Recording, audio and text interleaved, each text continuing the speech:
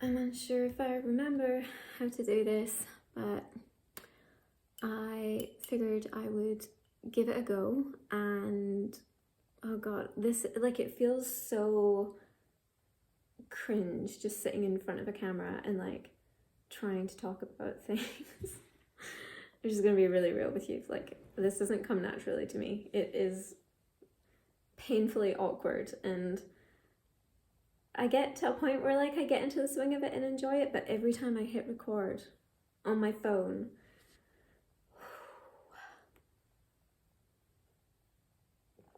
so yeah, let's see if I can remember how to do this. It's been a while and I haven't spoken to you, but I have been reading, amongst other things. Life got a bit chaotic and my mental and physical health have kind of been in the garbage, but I have still been managing to read here and there. So I thought I would maybe tell you about a couple of things that I've been reading. I would like to update you on everything I've read since I last spoke to you, but that would be slightly excessive. So I really want to talk to you about this book, Figuring by Maria Popova, which is fairly chunky and absolutely gorgeous. It is a book of non-fiction, and I can tell this sunlight is quite distracting, isn't it? What if I like, does that help? No, not really. So this is a book of non-fiction, and I can tell that Maria Popova loved doing her research for this. It was like almost on the verge of being like too much, too full, but it didn't quite get there for me. It just felt so like, I don't know, I could really feel her like obsession with this project. So what's it about? I would say that for me, Figuring was a book about brilliant women and their brilliant minds and the love that they had for their projects, their lives, their area of interest, and all the great discoveries that came with that. Yeah, and it really travels through time. It's very expansive, but it just goes to highlight that sometimes the women are kind of, who are on the margins and in the shadows, this isn't news to everyone, have some of the most spectacular things to say, and some of their lives are just so beautiful, tragic, romantic, and everything in between. And it took me a long time to read this. It was my sweet friend Lydia that recommended it to me, and we kind of did it as a buddy read. And it's just filled with these gorgeous, gorgeous sentences that are about life and felt really life affirming. And yeah, I feel like it came to me at the right time where I just kind of felt really depressed and really down, and this really lifted my mood and showed me that, reminded me that the world is beautiful, the people in it are beautiful, and there's so many beautiful discoveries that we should be so excited about. And honestly, this book just thrilled me and romanced me and just kind of brought me back to life in a way, I guess. I really loved the chapters on Emily Dickinson, the poet. I really loved the chapters at the end that were about Rachel Carson, who was an environmental scientist and journalist who wrote a lot about pesticides and the effect that they have on nature and human life. And it's made me really want to pick up some of her work, especially Silent Spring, which speaks about the effects of DDT, which is a specific pesticide. But yeah, there's so much in here that I just kept coming back to. I wrote some of the sentences in my notebook, and like, they're just such beautiful sentences for a book that is non-fiction, that's a lot about science. The writing is so poetic and so gorgeous, and just really something to sink your teeth into if you want something that feels really life-affirming. There is a bit that I would like to read to you if I can find it. Where is it? Oh yeah, here we go. So, why do we seek narratives that move from less to more rather than from more to less if the sum total is the same? Why do we consider it a failure when a long and loving relationship eventually grows troubled and ends, but celebrate romances bedeviled by innumerable obstacles and the lovers overcome before settling into a comfortable love? Why do we prefer the stories of lives that begin in poverty or obscurity and end in riches or fame to the stories of those that attain achievement early and end in poverty or oblivion?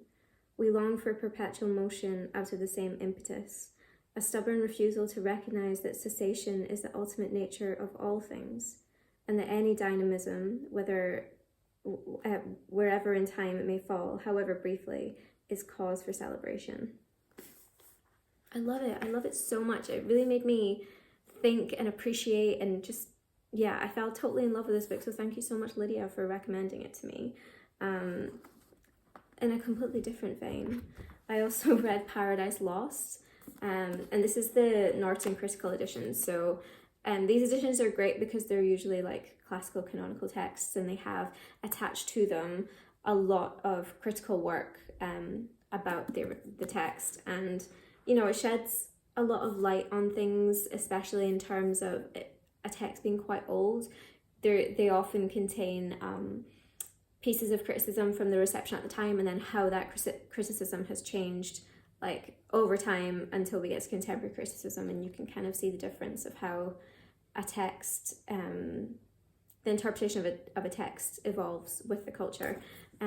So Paradise Lost is an epic poem by John Milton.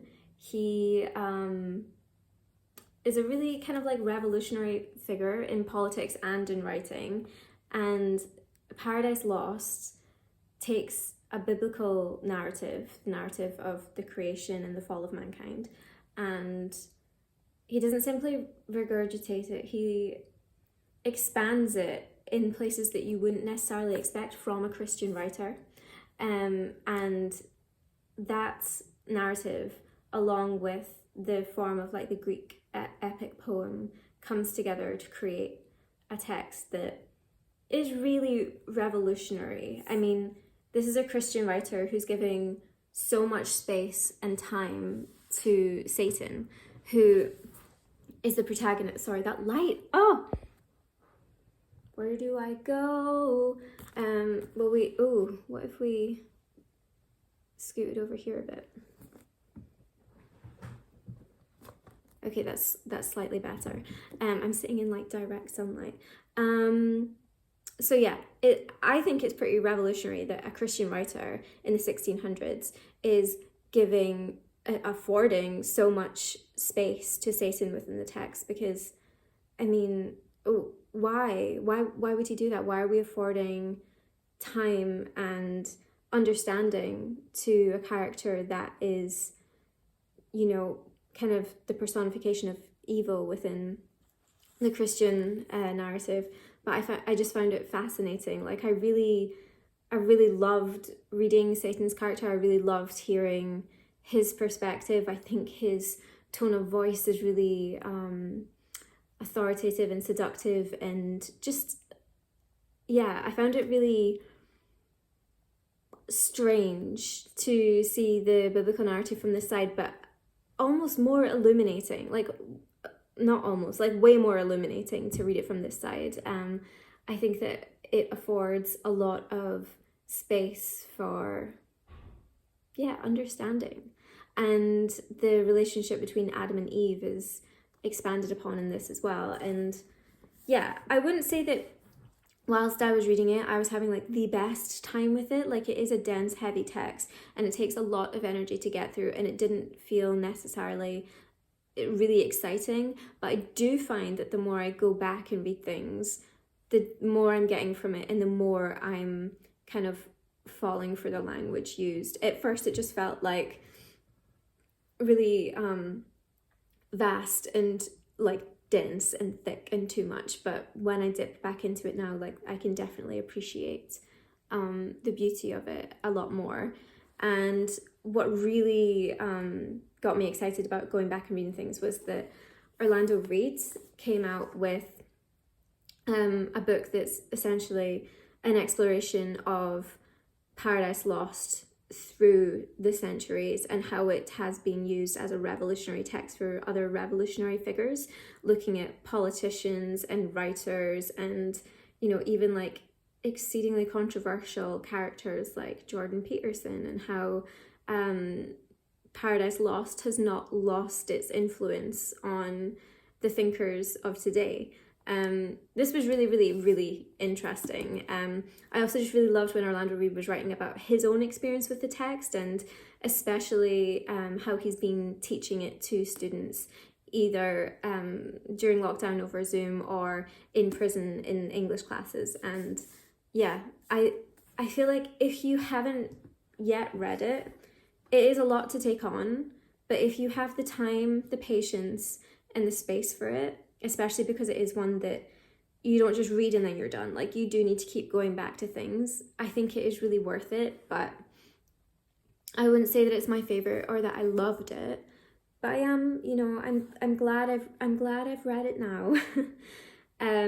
Another thing that I found really interesting about this book is that he is taking a biblical narrative and retelling it and, you know, expanding it in his ways, but he also inserts himself into the text. And I think that's just such a bold choice. It's quite audacious to take a text from the Bible that's about the creation of man and then insert your story of your creation of your text into the text. Like, absolutely wild, but yeah, kind of love the audaciousness of that. That's what I've been reading like really recently. I have just recently also started reading The Argonauts by Maggie Nelson, and obviously I'm sure nobody's surprised to know that I'm really, really enjoying it. I can't believe it's taken me this long to even pick it up, but I will hopefully be reporting back on that sometime soon. I also wanted to mention a couple of films that I watched recently. I don't really talk about film that much on here, but I just can't stop thinking about them, and I felt like this would be a good place to like share about them. So the first one is Sing Sing, and that came out, I think it came out in, was it 2020, the end of 2023 or the beginning of 2024? But I only watched it a few weeks ago, maybe last month, and I haven't stopped thinking about it since. I think it's just such an important and such a beautiful film. It moved me so deeply, and there is so much to say about the prison system and patriarchy and just the experience of being in America as well. But also for me, the main message that I took away from it was how important not just access to the arts is, but real engagement with the arts, and how art is such a cathartic and liberating thing for people, where you can find camaraderie, you can find purpose, you can find focus, you can find so many things. And it is something that, when given the chance to explore, can do a lot of work for you. And yeah, I think sometimes it can be seen as, a lot of the time, especially theatre, can be seen as very elitist and exclusionary. But when those